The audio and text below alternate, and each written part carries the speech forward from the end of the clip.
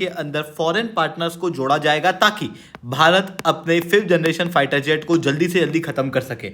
अब ऐसा भारत क्यों कर रहा है और किस तरीके से सारी चीजें होने वाली है, इसे मैं शुभनील चौहान डिटेल में आप लोगों के साथ में चर्चा करूंगा। पर उसके पहले आप लोग मेरे साथ में SRC10 टेलीग्राम ग्रुप के ऊपर जुड़ सकते हो। मेरे क्लास के अपडेट PDF सब कुछ आपको वहाँ मिल जाएगी। यूपीएससी CSE तैयारी करना, इंडिया के टॉप एजुकेटर से ऑफलाइन क्लासेस के अंदर पढ़ना है तो आप लोगों के पास में अच्छा मौका है। अनअकैडमी अब केवल ऑनलाइन ही रहा है, अनअकैडमी अब ऑफलाइन भी आ चुका है। दिल्ली, करोल बाग, मुखर्जी के अंदर, प्रयागराज, सिविल लाइन्स और बिहार के पटना के अंदर ऑलरेडी हमारे सेंटर्स खोले जा चुके हैं, जहां पर इंडिया के टॉप एजुकेटर्स आप लोगों को ऑफलाइन क्लास के अंदर कंप्रिहेंसिव यूपीएससी CSE की तैयारी कराएंगे। इसी के साथ में हमारे टॉप एजुकेटर्स अभी एक बूट कैंप लेने वाले हैं जो कि फ्री ऑफ कॉस्ट होगा, जहां पर आप ऑफलाइन सेंटर हमारे जो तिवारी हाउस में यानी कि करोल बाग वाला जो ऑफलाइन सेंटर है वहां पर आप जाओ, आप इनकी क्लास अटेंड करो। 9 फरवरी के दिन सुबह 11 से शाम 6 बजे तक आपके एक एक डाउट पर्सनली हैंडल किए जाएंगे।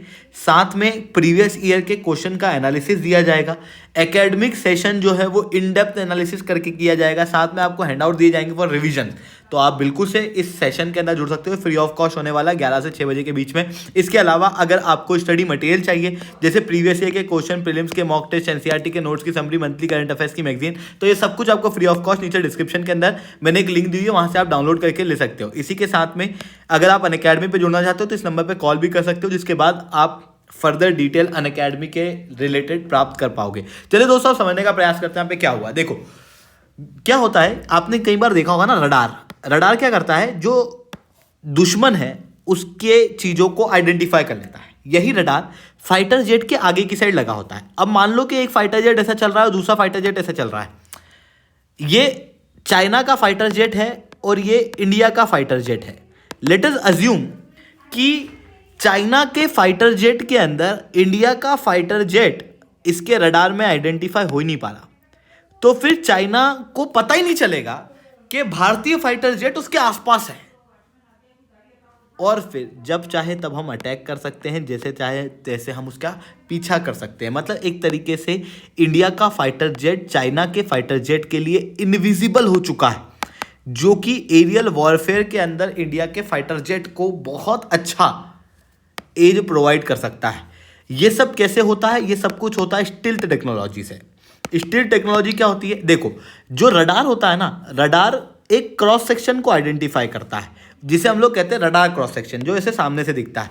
ये जो रडार क्रॉस सेक्शन है, ये 5th जनरेशन फाइटर जेट के बहुत कम होते हैं, जिसके कारण से 5th generation fighter jet easily identify नहीं हो पाते रडार के अंदर, और इसी वजह से ये फाइटर जेट लगभग इनविजिबल होते हैं। ग्लोबल लेवल पे कई सारे देशों के पास में 5th जनरेशन फाइटर जेट जो है वो ऑलरेडी आ चुके हैं। For example United states of America, Russia और चाइना। वहीं दूसरी तरफ टर्की जैसे देश अपने फाइटर जेट को बहुत तेजी से डेवलप कर रहे हैं। जैसे कान फाइटर जेट जो है वो काफ़ी तेजी से डेवलप हो रहा है। माना जा रहा है कि 2028 तक टर्की अपना खुद का भी एक 5th जनरेशन फाइटर जेट बना लेगा। वहीं दूसरी तरफ भारत के जो दुश्मन है, खास रूप से चाइना की बात करूं तो चाइना केवल 5th जनरेशन फाइटर जेट पर सीमित नहीं है। China 6th generation fighter jet पे जा चुका है, जिसकी फ्लाइट अभी हम लोगों ने 26 दिसंबर 2024 के दिन देखी थी। वहीं दूसरी तरफ भारत का एक और बड़ा दुश्मन कौन सा दिखाई देता है? तो आपके दिमाग में जो नाम आ रहा होगा, बिल्कुल सही नाम आ रहा है, पाकिस्तान। पाकिस्तान जो है उसको भी 5th generation fighter jet China द्वारा दिए जा रहे हैं। इतना ही नहीं, देखो चाइना ने पहले प्रोजेक्ट अज़्म चलाया था अपने 5th जनरेशन फाइटर जेट के लिए, पर उस प्रोजेक्ट अज़्म के अंदर कुछ भी डेवलपमेंट नहीं हुआ, जिसके बाद वो चाइना से J-35 और दूसरी तरफ टर्की का कान फाइटर जेट जो है वो खरीद सकता है, जिसके कारण से हमारे दुश्मन जो हैं वो फाइटर जेट के मामले में हमसे काफ़ी आगे बढ़ते हुए दिखाई दे रहे हैं। ऐसी कंडीशन में भारत को भी अपनी स्पीड को यहाँ पर बढ़ाना जरूरी है, क्योंकि देखो भारत के पास में जो ऑलरेडी हमने इंडिजिनसली बनाए हुए फाइटर जेट हैं उनके अंदर भी डिले दिखाई दे रहा है। MiG-21 जब रिटायर हो रहा है, दूसरी तरफ मिराज भी हम लोग को रिटायर होते हुए दिखाई दे रहे हैं। भारत के पास में सैंक्शन स्ट्रेंथ के मुकाबले फाइटर जेट के स्क्वाड्रन लगभग 12 से कम है। सैंक्शन स्ट्रेंथ लगभग 43 के आसपास मानी जाती है। भारत के पास में केवल 31 फाइटर जेट के स्क्वाड्रन अभी हैं, और आने वाले समय में ये और कम होंगे, क्योंकि कई सारे फाइटर जेट ऑलरेडी रिटायर हो रहे हैं। कुछ फाइटर जेट जो हैं वो एक्सीडेंट वगैरह के अंदर नष्ट हो जा रहे हैं। तो ऐसी कंडीशन में हम लोगों को नए फाइटर जेट की आवश्यकता है। जो हम लोगों ने इंडिया के अंदर बनाए हुए फाइटर जेट जैसे तेजस मार्क 1 है, तो इसका इंजन जो है वो डिले हो गया, क्योंकि इसके इंजन के लिए भी हम यूनाइटेड स्टेट्स ऑफ अमेरिका के ऊपर डिपेंडेंट थे F404। हालांकि यूएस ने ही अकेले ने इंजन ने डिले नहीं किया, बल्कि ग्लोबल लेवल पे कई सारे इंजन के अंदर ऑलरेडी डिले दिखाई दे रहे हैं, चाहे वो रशिया के इंजन हो, चाहे वो ग्रीस के इंजन हो, हर इंजन के अंदर अभी सप्लाई चेन में डिले है। और साथ में भारत का F414 इंजन को लेके यूएस के साथ में बातचीत भी चल रही है, जो काफ़ी ज़्यादा कॉम्प्लिकेटेड है, और उसकी वजह से तेजस मार्क 1 के इंजन में डिले हुआ। और ओवरऑल रूप से जो तेजस मार्क 1 इंडियन आर्मी को मिलने थे, उसके अंदर भी यहाँ पर डिले जो है वो साफ दिखाई दे रहा है। जबकि तेजस मार्क 1 जो है वो 5th जनरेशन फाइटर जेट नहीं है, इसके अंदर स्टिल टेक्नोलॉजी अवेलेबल नहीं है। उसके बावजूद भी अब भारत को 5th जनरेशन फाइटर जेट बनाना है। तो अब आप सोचो कि यार जो हम लोगों ने 5th जनरेशन फाइटर जेट नहीं भी बनाया, उसके अंदर हम लोगों को इतना डिले देखने को मिल रहा है, तो 5th जनरेशन फाइटर जेट यानी कि AMCA के अंदर हम लोगों को कितना देर देखने को मिलेगी।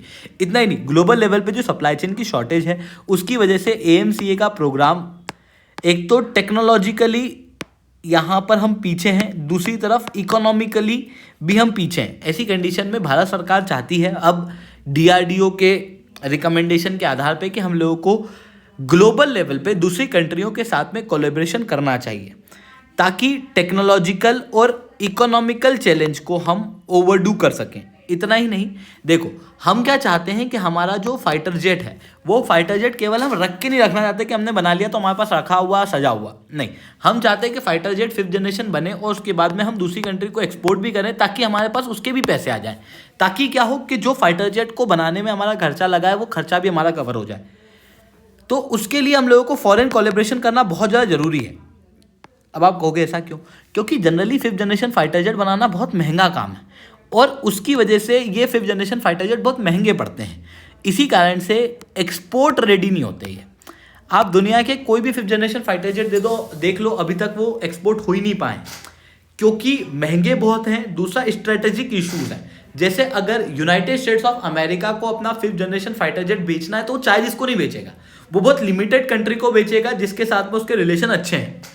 अब जिन कंट्रियों को वो बेच रहा है, उनके पास में उतना पैसा भी होना चाहिए डिफेंस के अंदर खर्चा करने के लिए, तभी वो फाइटर जेट दूसरी कंट्री खरीद पाएगी।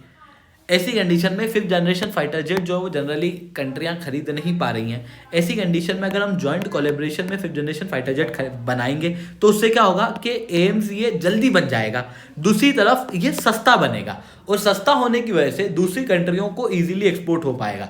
तो ये सारी चीज़ें यहाँ पर हम लोगों को देखने को मिल रही है, और इन सारी चीज़ों के लिए भारत जो है वो 5th जनरेशन फाइटर जेट यानी कि AMCA के प्रोग्राम को अब जॉइंटली करेगा। पर ये कब से जॉइंट होगा? जब हम पहला प्रोटोटाइप बना लेंगे और प्रोटोटाइप को बना के उड़ा देंगे, उसके बाद से। आई होप ये सारी बातें आपको समझ में आई होंगी। लेक्चर अच्छा लगा तो लाइक करना, लेक्चर बहुत अच्छा लगा नीचे साथ रिटर्न कमेंट करना। UPSC CSE की तैयारी करना, इंडिया के टॉप एजुकेटर से ऑफलाइन क्लास के अंदर पढ़ना है, तो आप लोगों के पास में अच्छा मौका है। अनअकैडमी में केवल ऑनलाइन ही रहा है, अनअकैडमी में ऑफलाइन भी आ चुका है। हमारे सेंटर्स ऑलरेडी खोले जा चुके हैं, अगर आप हमारे सेंटर्स पर जुड़ना चाहते हो तो बिल्कुल से जुड़ सकते हो। इसके अलावा एक बूट कैंप होने वाला है करोल बाग वाले सेंटर पर 11 से 6 के बीच में, आप वहाँ पर भी जुड़ सकते हो। साथ में अगर आपको फ्री स्टडी मटेरियल चाहिए तो आप ये डाउनलोड कर सकते हो, नीचे डिस्क्रिप्शन के अंदर मैंने लिंक दी हुई है। ठीक है दोस्तों, आज के इतना ही। That's all from my side. जय हिंद, जय भारत।